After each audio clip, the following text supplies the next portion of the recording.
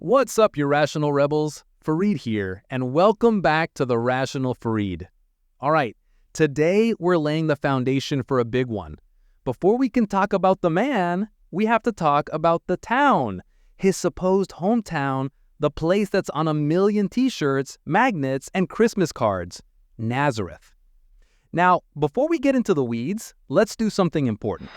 Let's start by looking at what the primary source material, the Bible itself, actually claims. Let's give it a fair shake and establish the official story. So let's open the book that started it all. According to the Gospels of Matthew and Luke, Jesus' hometown was the city of Nazareth. And I want you to focus on that word, city. This isn't my interpretation. The authors weren't describing a dusty crossroads or a sleepy little village. In the original Greek, they used the word polis, a term for a politically organized, walled, and significant urban center, a city. The Gospel of Luke kicks things off by saying the angel Gabriel was sent onto a city of Galilee named Nazareth. And when it's time for the big census, Joseph heads out from the city of Nazareth to go to Bethlehem. And when the whole family supposedly came back from their trip to Egypt, Matthew says they came and lived in a city called Nazareth.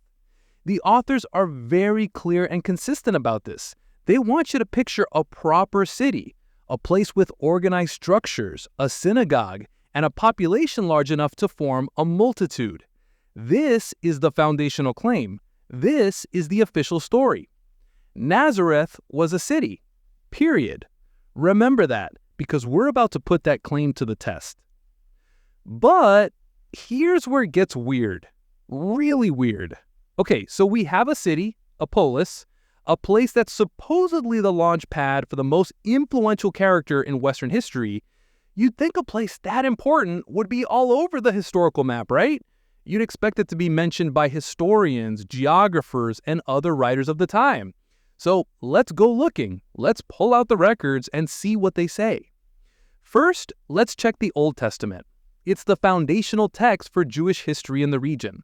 The book of Joshua, for instance, meticulously lists the towns and villages settled by the tribes in that exact area of Galilee. It names 12 towns and 6 villages. Guess which name is nowhere on that list? Okay, fair enough. That's an old book. Let's move closer to the time of Jesus. How about the Talmud and other early rabbinic literature? These texts are obsessed with cataloging Jewish life. They mention 63 different Galilean towns. Surely the hometown of the supposed Messiah would make the cut, right? Nope, not a peep. This is getting a bit awkward, but all right, let's check the New Testament itself, outside of the Gospels. Let's look at the writings of the man who supposedly took the Jesus movement global, St. Paul. This guy was the ultimate Jesus hype man. His letters mention Jesus over 200 times.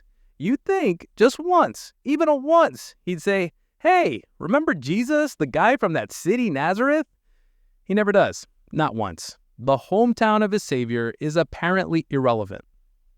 But the real killer, the star witness for the prosecution, is this guy. Flavius Josephus. Josephus was a first-century Romano-Jewish historian.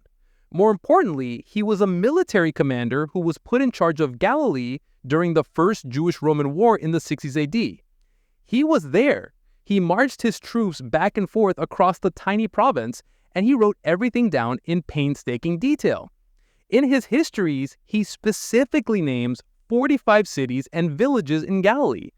And Nazareth is completely, totally, utterly absent from his list. This isn't a minor oversight. This is like writing a detailed history of California and forgetting to mention Los Angeles. For a city so central to the Christian story, it's a ghost in the historical record. It's simply not there. So you'd think that would be game over, right? No mentions in any relevant historical records, a ghost town, case closed. But if you think a little thing like a complete lack of evidence is going to stop a good story, you haven't been paying attention. When you corner a believer with facts they can't refute, they don't give up, they pivot. And that brings us to the classic move I like to call the apologist's shuffle. Faced with this deafening silence from history, the argument suddenly changes. The goalposts shift. The response goes something like this. Okay, Farid, you got us. City was an exaggeration. It was actually a tiny, insignificant hamlet, a handful of families. That's why Josephus and the others missed it. It was just too small and obscure to be noticed. You see what they did there? It's a clever move. It neatly explains away all that missing evidence. The Bible was just being, poetic. So, fine, let's play ball. Let's grant them the premise. For the sake of argument, we'll throw out what the Bible actually says and go with their revised story. Nazareth wasn't a city. It was a tiny, isolated, inbred village of maybe 200 people lost in the hills of Galilee. Let's imagine that world for a second. Got it pictured? Good, because that story falls apart even faster than the first one. But here's the beautiful, ironic problem. That tiny hamlet story, the one they invented to solve the evidence problem, completely breaks the Bible's own narrative. Their solution creates even bigger plot holes. Let's break this down rapid fire. First, Luke's gospel says Jesus preaches in their synagogue. Whoa, hold on. A synagogue wasn't just a room where people gathered. It was a dedicated building that required community funding, and more importantly, it had to house incredibly expensive handwritten Torah scrolls. You're telling me this tiny, obscure hamlet of a few dozen illiterate peasant farmers who were likely struggling just to eat, all chipped in to build a community center and buy the ancient equivalent of a Ferrari? Come on, it just doesn't make any sense logistically. Second, let's talk about the famous rejection scene. Luke says the people in the synagogue were so filled with wrath that they rose up, drove him out of town, and tried to kill him. Now, think about what a village of maybe 200 people is like. It's not a city full of strangers. That mob would have been his uncles, his cousins, his childhood friends, and his own brothers. And they were all suddenly shocked by his teachings? Wait a minute, are you telling me that for 30 years, nobody had bothered to mention the time an angel appeared to his mom, or the magic star, or the wise men with their gifts of gold? Did Mary and Joseph just keep the whole Son of God thing to themselves? Yeah, he's the Messiah, but let's not make a big deal about it. In a tiny village where everyone knows everyone's business, the whole town would have known the story from day one. The shock and outrage part of the story makes zero sense. And the best part, the absolute killer, is the geography. This is my favorite. Luke 4:29 says, the mob brought him to the brow of the hill on which their town was built, so that they could throw him down the cliff. It's very specific. The town is built on a hill with a cliff. One problem. Nazareth is in a valley. It's in a basin surrounded by gentle hills. It is not, by any stretch of the imagination, built on a hill with a convenient cliff for executions. The place that modern tradition calls the Mount of Precipice is a 4-kilometer hike away from the town center.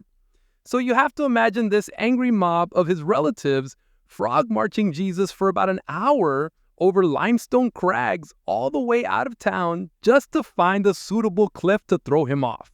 The whole story is a logistical and geographical nightmare. The tiny hamlet defense doesn't save the story. It makes it even more ridiculous. Therefore, if the story doesn't work and the historical texts are completely silent, we have one last court of appeal, the ground itself. Let's get our hands dirty and see what the dirt has to say. Surely, archaeology can settle this, right?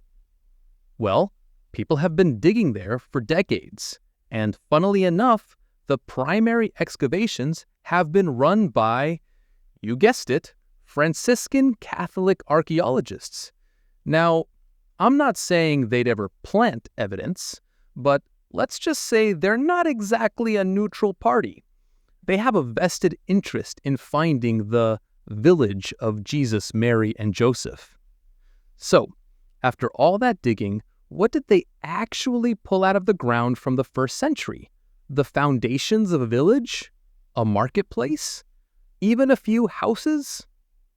Nope.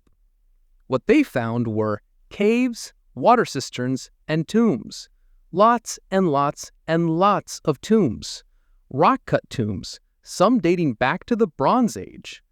The overwhelming majority of artifacts from before the 2nd century are funerary. It's a graveyard, a necropolis. Now, this is where it gets really interesting, because for a 1st century Jewish settlement, finding a huge cluster of tombs right where the village is supposed to be isn't evidence for a village. It's damning evidence against it. You see, ancient Jewish law was extremely strict about ritual purity. You did not live among the dead. Graveyards were always located outside the settlement. The very presence of a necropolis proves that the area was not inhabited. The tombs themselves are the silent witnesses that say nobody lived here. So, if there was no village, who were all these tombs for? Well, if you look just 1 mile down the road, you'll find the ruins of a real, historically attested town, a town that Josephus does mention by name, Jaffa. Jaffa was a decent-sized town that was completely destroyed by the Romans during the Jewish revolt in 67 AD. A town of that size would need a place to bury its dead, and the quiet, secluded valley just up the hill, the place we now call Nazareth, was the perfect spot. So what does the dirt tell us? It tells us that in the time of Jesus, the site of Nazareth wasn't the village. It was almost certainly the cemetery for the nearby town of Jaffa. But what if I told you we know exactly when Nazareth likely came into being?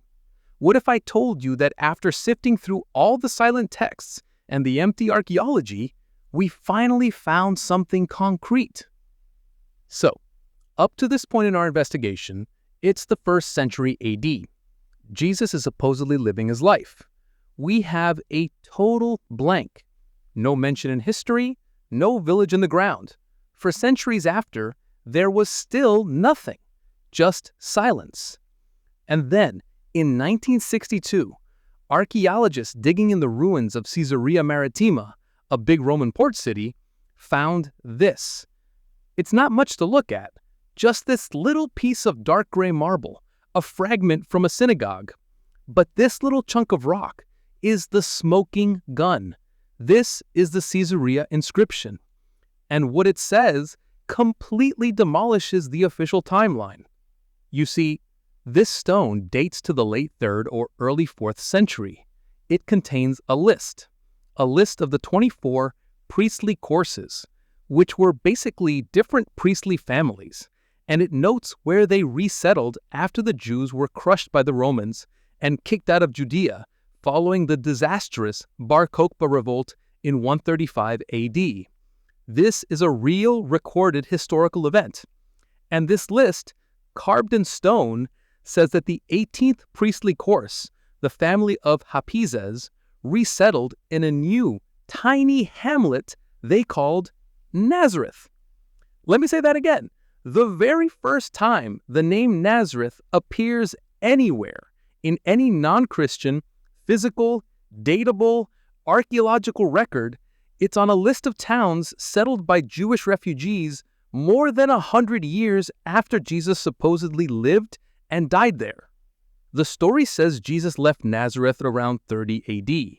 The evidence says the town of Nazareth was founded around 135 AD. This isn't a contradiction.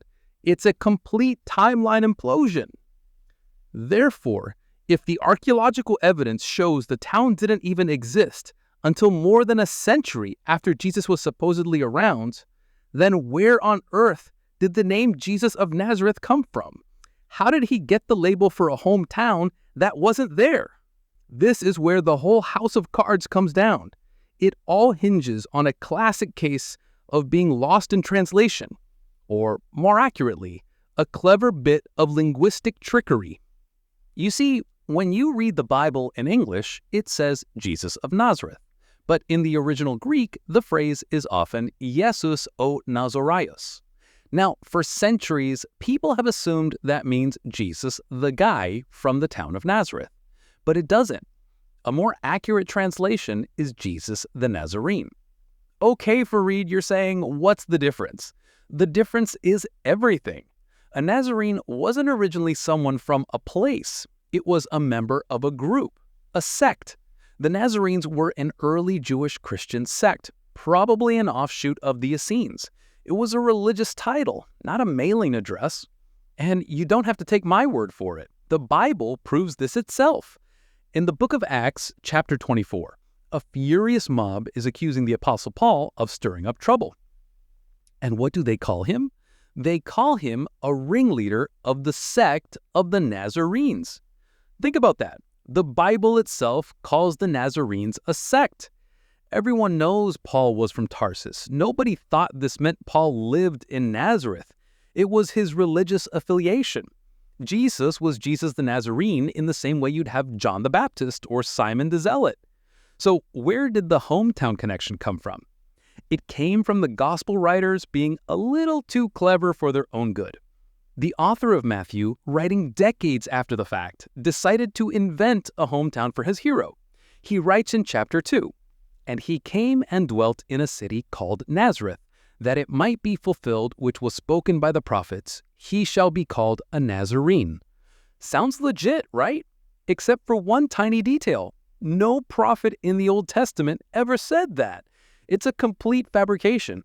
The writer is playing a word game. He's slyly substituting the sectarian title, Nazarene, with a similar sounding but totally different word from the Old Testament, Nazarite. The writer of Matthew heard about this new little village called Nazareth, founded by priests after 135 AD. He saw the similar sounding title, Nazarene, already attached to his hero, Jesus, and he mashed them together to create a fake prophecy and the fake hometown, all in one go. It's a brilliant piece of theological fraud. So the gospel writers created a hometown on paper. They had a name, and they had a fabricated prophecy to give it some weight. Therefore, all that was left to do was put it on a map. They had the brand, they had the backstory for their product, but they were missing one key thing: location, location, location. And for the first few centuries, it seems nobody could find it. Even in the 3rd century, the big shot church father Origen, a guy who lived just 30 miles down the road in Caesarea, knew the gospel stories about Nazareth, but had no clear idea where it actually was. The place was still just a concept, a word in a book. But then, in the 4th century, Christianity hit the big time. It became the official religion of the Roman Empire, and with that came the birth of a brand new, highly profitable industry, Christian tourism. And the first VIP customer was none other than Empress Helena, the 80-year-old mother of Emperor Constantine himself. In the early 300s, she goes on a grand Holy Land tour to secure her spot in the afterlife. She shows up in Galilee and naturally asks to see the famous hometown of Jesus. Now, imagine you're a local monk. The emperor's mom rolls into town and asks to see a place that doesn't exist. What do? You improvise. Enterprising locals, seeing their golden opportunity, showed her the only thing of note in the entire area: an ancient well, the only source of water for miles. "This must be it," she declared. And boom, just like that, it was officially christened Mary's Well. The first tourist attraction in Nazareth was born out of a hole in the ground. And once one attraction pops up, you know what happens next: competition.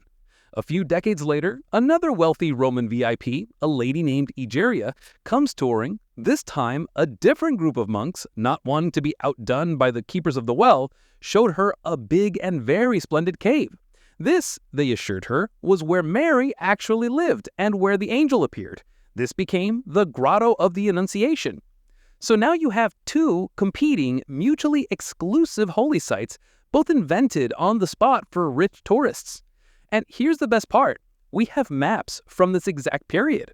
The Bordeaux itinerary from 333 AD is the earliest surviving travel guide of a Christian pilgrim. It meticulously lists towns and holy sites. The Putinger table is a massive 4th century Roman rope map showing over 3,000 places They list dozens of places in Galilee. They even point out other Christian sites like the Mount of Olives. And guess what? Nazareth isn't on either of them. It's a complete blank spot on the map because the tourist trap was literally still under construction. So, let's put it all together. Let's recap. What have we actually seen? We have a story about a city that no contemporary historian, geographer, or writer ever mentioned. We have a village with no archaeological trace of first-century homes, but plenty of tombs, right where Jewish law says people would not be living. We have a perfectly plausible explanation for those tombs, the cemetery for the nearby historically real town of Jaffa. We have a smoking gun, a physical inscription that points to the town being founded over 100 years after the man who supposedly made it famous had died. And we have a clear linguistic paper trail showing how a title for a religious sect, Nazarene, was cleverly and deceptively conflated with a place name to create a phony prophetic fulfillment. When you lay it all out, the evidence is overwhelming.